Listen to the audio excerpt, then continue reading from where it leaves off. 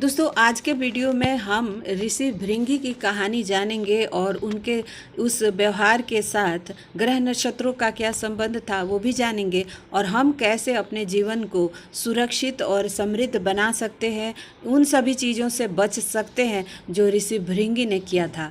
तो चलिए आज के इस वीडियो में मैं आपको एक ऋषि की कहानी बताती हूँ जो राहु केतु शनि के प्रभाव में थे और उन्होंने कुछ ऐसा किया जिसका नतीजा उन्हें 3 पैर लेकर घूमना पड़ा। तो चलिए शुरू करते हैं और आपको जानकारी दे देती हूँ। नमस्ते दोस्तों, स्वागत है आप सभी का आपके अपने ही चैनल इनसाइट्स विद अनुपमा पर। और मैं अनुपमा एक बार फिर से हाजिर हूँ अपने भारत की सनातन संस्कृति को लेकर और एक ऐसी सच्ची कहानी जो एक ऋषि की है जिससे हम लोग बहुत कुछ सीख सकते हैं।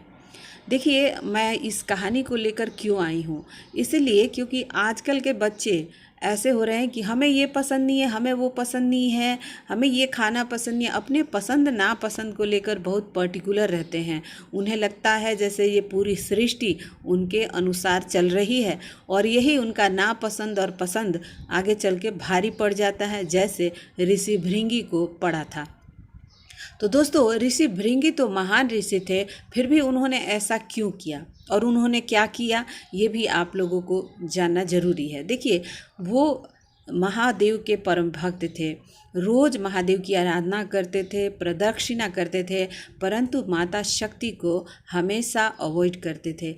उन्हें लगता था कि पुरुष होकर वो महिला की पूजा करें, स्त्री की पूजा करेंगे, और इस तरह से उन्होंने हमेशा माता जगदम्बा का अपमान किया।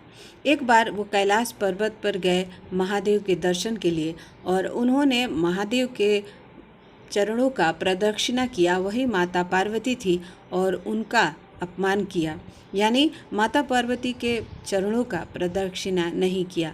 माता पार्वती ने उनसे पूछा कि जब शिव और शक्ति एक हैं, हम एक हैं, तो आप ऐसा क्यों कर रहे हैं, आप हम में भेदभाव क्यों कर रहे हैं।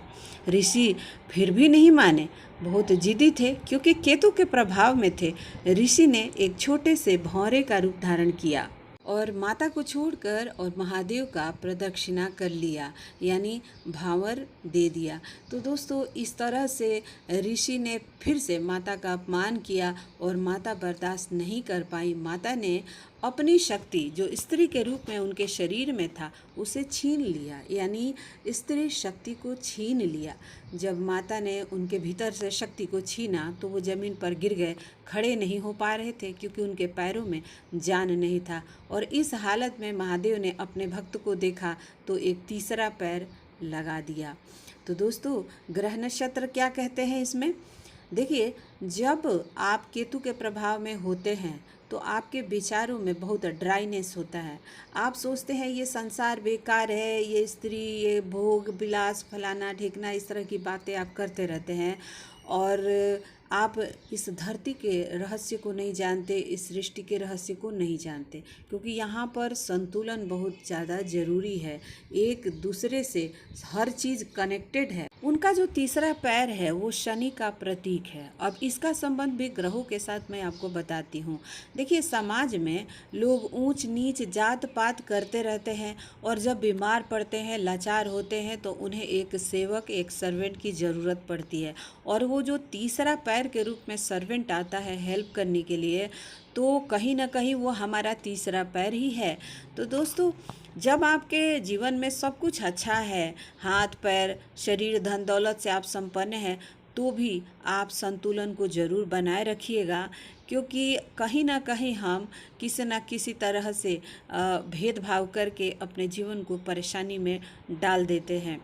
तो दोस्तों, आज के इस कहानी से आपको क्या शिक्षा मिली? क्या आपने पहले इस कहानी को सुना था और आपको इस विषय में क्या कहना है? क्या शनि राहु का प्रभाव ऋषि भृंगी के चरित्र में दिख रहा था? क्या शनि राहु का और केतु का कोई रोल था वहाँ पर?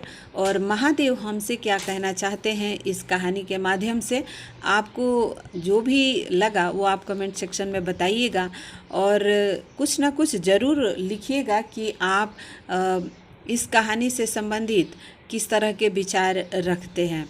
आप किसी ऐसे व्यक्ति को जानते हैं जो रिश्तों में भेदभाव करता है या आप करते हैं? तो ये भी बताइएगा। चलिए मिलते हैं नेक्स्ट वीडियो में, तब तक के लिए मुझे दीजिए इजाज़त। Thank you so much for watching. सर्वे भवन्तु सुखिनः।